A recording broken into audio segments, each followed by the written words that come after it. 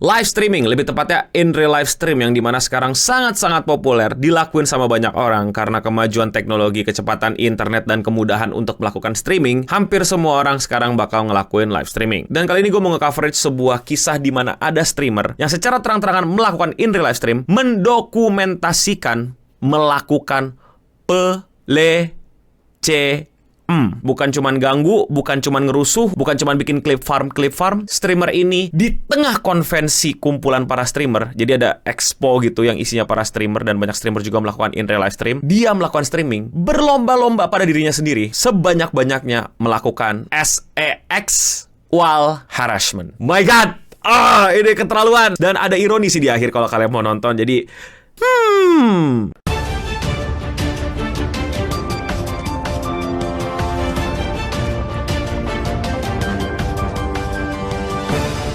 kisah ini terjadi pada TwitchCon. Apa itu TwitchCon? TwitchCon itu adalah ya konvensi yang dibikin sama Twitch untuk ngumpulin para kreator Twitch dan para penontonnya di sebuah ruangan yang besar banget. Jadi udah pasti event ini akan banyak banget isinya streamer dan kebetulan banget di 2024 lagi meta banget. Sumpah ini meta sekali untuk melakukan stream in real life. Alias kalian live streaming tapi nggak kayak gua di kamar di kos-kosan kayak gini, melainkan di jalan, turun langsung ke jalan, ngerekam apapun yang terjadi. Terus ya chat, is this real chat? This is real? Is that WW? Is it L? Is it W?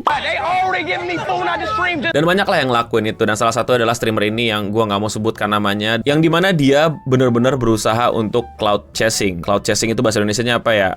Cari tren, cari traffic, cari angka, cari penggemar, cari attention. Pokoknya caper banget. Caper ada yang wajar gitu. Lu caper tapi wajar gitu kan. Caper ke pacar lu ya wajar gitu. Tapi ini benar-benar mencari traffic. Benar-benar pengen dapetin clip farm sebanyak-banyaknya dari apa yang dilakuin dari in real live stream. Karena meta berikutnya begitu ya teman-teman kalau belum tahu. Jadi meta pertama adalah lu in real live stream, lu stream di luar. Terus kalau misalnya lu stream di luar terus cuma di mobil baca-bacain chat sih, ya bisa in real live stream sih, tapi mungkin in car stream ya. Tapi biasanya yang dicari orang adalah interaksi lu sama apa yang terjadi di dunia itu. Jadi misalnya kayak lu ngobrol sama orang, atau nanti ada lu nyoba hal sesuatu yang unik, atau gimana, atau nyobain makanan, atau ngobrol dan lain-lain. Ya walaupun juga kadang-kadang ada yang berujung dengan kerusuhan. Nah, meta keduanya adalah, kerusuhan-kerusuhan itu, atau interaksi itu, atau bahkan yang paling chaos dari itu semua biasanya bakal diklip sama orang, atau direkam, atau bakal diedit, terus diupload ke sosial media orang lain, terus disebar deh di Twitter, di TikTok, di Instagram, atau mungkin di YouTube Short, dan itulah clip farming. Jadi gitu ya metanya, streamer cari interaksi akan terjadi, ketika interaksi terjadi, dia berharap ada yang clip farm, clipper hadir, melakukan clip farm, disebarin, dan gitu. Nah, dari dua meta tersebut, akhirnya nih orang nih ya, akhirnya menuju ke TwitchCon. Dan by the way, TwitchCon tuh kalau lu nggak diundang, lu tuh bayar. Harga tiketnya tuh kalau nggak salah bisa $100 sampai $300. Nah, kalau dirupiahin ya segini gitu. Nah, lumayan banget kan tiketnya. Jadi ya dia kayaknya mesti balik modal gitu dari budget travel dan tiketnya. Dan apa yang dilakukan? Hal yang pertama ini lebih kayak unhinged aja gitu, kayak ngapain dah. Jadi dia ke depan TwitchCon, terus dia buka booth untuk nyaranin orang streamingnya jangan di Twitch, di Kick aja gitu. Ngapain? Try and convince you why you should be streaming on Kick only. Okay? You can pick a random card on this side. Take a pick. Okay? Kick. That's where you should be streaming on. Kayak, sebenarnya sih kayaknya nggak melanggar hukum, cuman lebih kepada kayak disrespectful banget. Kayak lu ke event orang untuk mempromosikan brand kompetitor gitu. Yang dimana itu event loh, maksudnya bukan tempat yang bebas banget juga gitu, bukan kayak jalanan. Ini promo ini gitu. Kan ada maskot biasa sampai pukul-pukulan maskotnya itu ya itu di pinggir jalan lah gitu. Ini kan di event orang ya. Terus lu malah promoin Kick gitu di Twitch. Lebih ke unhinged aja gitu, kayak ngapain sih lu? Dan di entire stream dia itu tuh dia benar-benar promoin ayo ke Kick gitu. Gue Kick streamer lalala gitu ke TwitchCon, ke tempat orang-orang yang streaming di Twitch. Aneh gak sih, kayak what? Nah, kalau sampai situ sih paling kita cuman kayak oh ya udah gitu ya, aneh lu gitu. Nah, ini adalah hal-hal yang menurut gua parahnya. Gua tidak ceritain secara urutan ya, maksudnya secara linearnya gitu sesuai kejadiannya. Ini gua ceritain yang gua pengen bahas dulu aja, yaitu pertama. Jadi tuh dia nyari tuh XQC. Buat kalian yang nggak tahu, XQC itu salah satu streamer yang cukup terkenal banget juga, yang menurut gua tuh sampai sekarang gua nggak bisa suka karena gua nggak ngerti dia ngomong apa sampai sekarang. The problem with this is that he did it. No one would fall for this that it's real.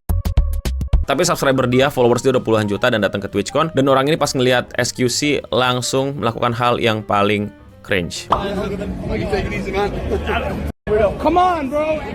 What you mean? I want clout. Give me clout. Put your in my mouth. I'll get clout, please. Iya, dia mau SQC taruh itunya ke mulut dia karena itu adalah cara dia mendapatkan konten. Iya. dia melakukan itu, dia menteriakan itu. Untung eksekusinya masih cukup waras di situ. Ya itu ngancurin karir orang sih kalau kayak gitu. Intinya ya ini orang annoying banget, ganggu banget, nge-harass banget, dan berbahaya sih menurut gua. Dan dia mulai cari beberapa streamer lainnya lagi, ketemu anak-anak OTK kalau nggak salah. Terus tiba-tiba dia ya izin sih minta cium kening. Terus habis itu dicium lah keningnya. Sure, if you want to. Oh my god, one more. Tapi habis itu dia melakukan, gue nggak mau tunjukin gambarnya, gue nggak mau tunjukin shotnya, karena gue takut berbahaya untuk channel gue, jadi gue deskripsikan aja. Jadi kalau nggak salah mereka ya berpelukan lah, say goodbye, berpelukan, say thank you. Tapi selama berpelukan, si bajigur ini melakukan sebuah pergerakan, mulutnya itu melakukan sebuah pergerakan ke bagian dada cowok. Ini bisa masuk ke sex harassment. Yes, cowok juga bisa dapat pelecehan, bukan cuma cewek. Dan ini jelas-jelas pelecehan, dan ini kayak wow.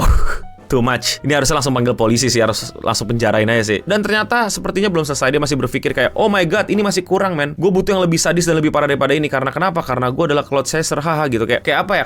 Kayak ini orang juga udah punya masalah mental deh. Temennya itu pas lagi salaman, saya thank you, itu tangannya dicipok. Ini bukan cium tangan sopan santun di kita ya, culture kita gitu kan, ada sopan santun. Dia iya cium tangan, cuman ini bukan cium tangan, ini kokop tangan. Lu tau kokop tangan gak sih? Disedot itu semua keringet-keringet bakteri dan daki-daki orang itu. Pas orang itu kayak udah welcome untuk, oke lu boleh peluk gue, lu boleh kasih apa, welcome hug gitu, welcome. Kayak di Amerika tuh kalau peluk-pelukan antar stranger tuh kayak udah biasa lah gitu ya. Nah ini dimanfaatin sama dia untuk apa?